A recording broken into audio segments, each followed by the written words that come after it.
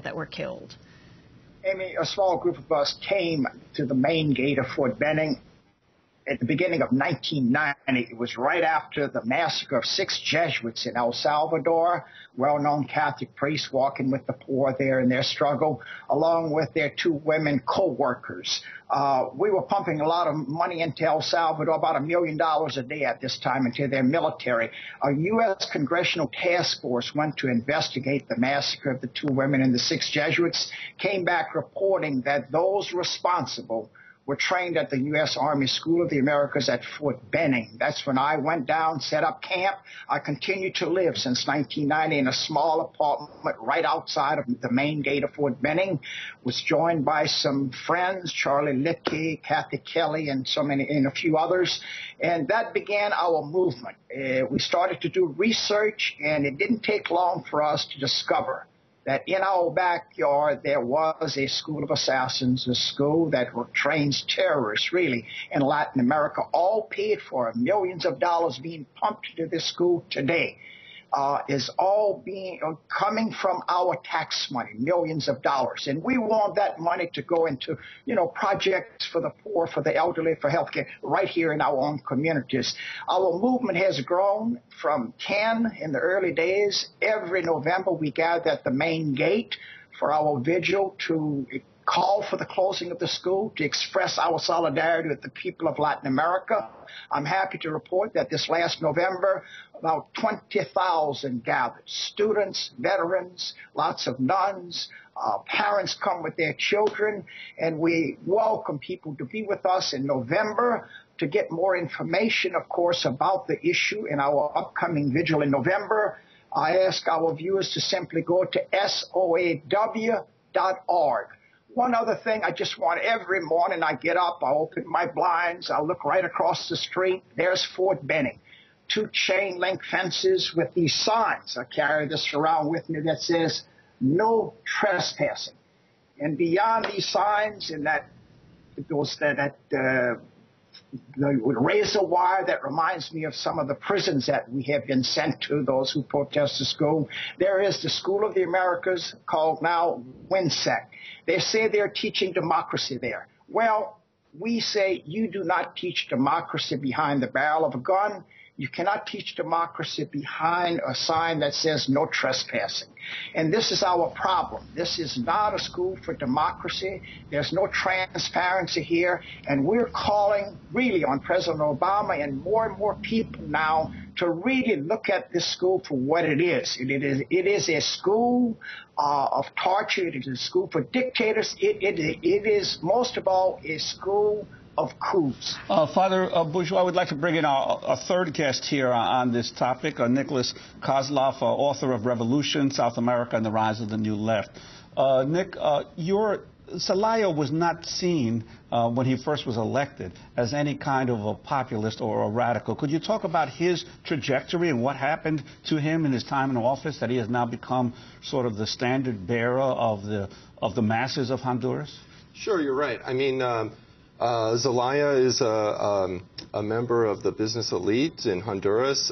He's part of the Liberal Party, which is one of the 2 major parties in Honduras. And initially, he had supported the free trade agreement with the United States.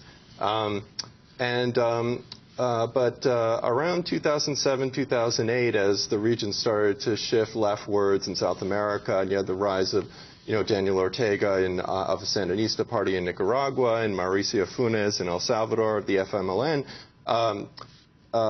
Zelaya started taking some more progressive positions, and most importantly in the foreign policy arena. Honduras has had traditionally very strong ties to the United States, strong military ties, so when Zelaya started to embrace Hugo Chavez of Venezuela, that was hugely controversial amongst the Honduran elite and the media there.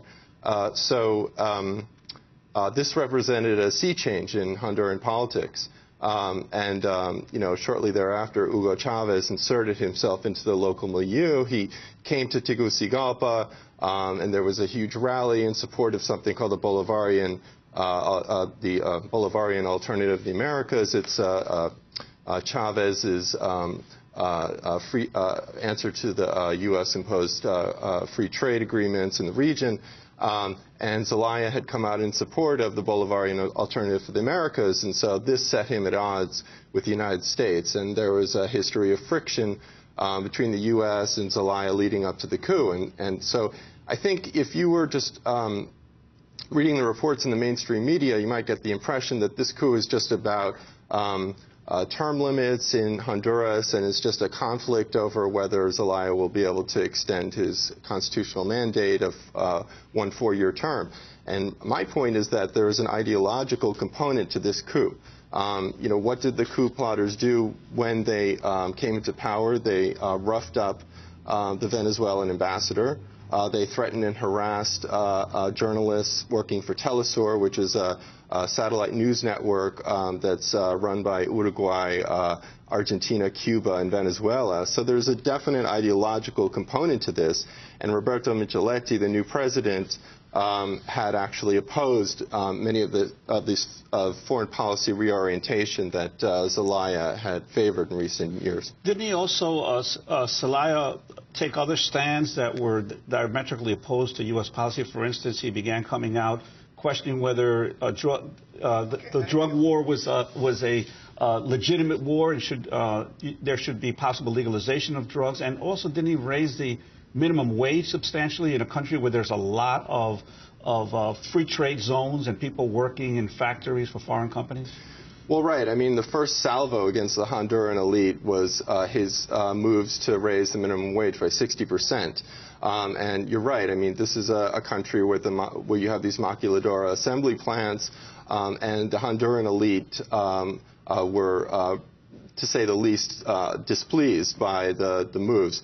And then after that, he started taking some very controversial foreign policy initiatives, probably most controversially, as you point out, criticizing the U.S. war on drugs. And that's not surprising, given that in recent years, drug violence has exacted a heavy toll in Honduran society. You have these drug gangs that carry out gruesome attacks, beheadings, eye gougings, very gruesome kinds of tactics. And so Zelaya actually called for the legalization in order to lessen the violence in Honduras. And then the U.S. ambassador, the outgoing U.S. ambassador, Charles Ford, remarked as he was leaving Honduras that, actually remittances of Hondurans to Honduras are mostly drug-related. As I think that was a sort of punishment against Zelaya for taking unpopular foreign policy initiatives. And then that just prompted Zelaya to shoot back that the U.S. is responsible for a lot of the drug violence in Central America.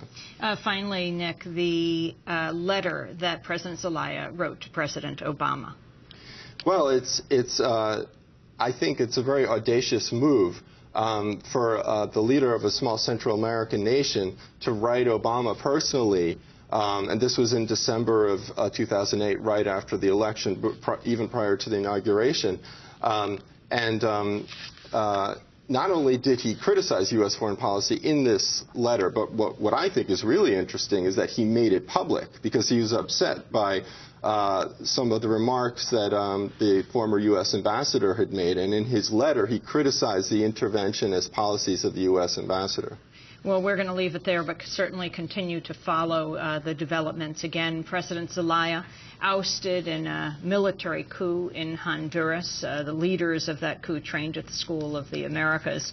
Will return tomorrow. He addressed the United Nations yesterday. Is in Washington today, though apparently not meeting with either President Obama or Secretary of State Clinton. Will return tomorrow along with Ecuadorian President Rafael Correa, who will accompany him. And if you want to go to our interview with President Correa of last week when he came to the UN for a day, you can go to democracynow.org. Nick Kozloff, thanks for joining us. He's author of Revolution, South America, and the New Left, the Rise of the New Left. I want to also thank Father Roy Bourgeois, just outside the gates of WINSEC, which is the new name for the School of the Americas at Fort Benning, Georgia, standing for Western Hemisphere Institute for Security Cooperation, and Dr. Juan Almendarez, head of the Honduran Order and Peace Committee, presidential candidate who ran against Zelaya in 2005, now condemning the coup, calling for it to be undone. This is Democracy Now! Back in a minute.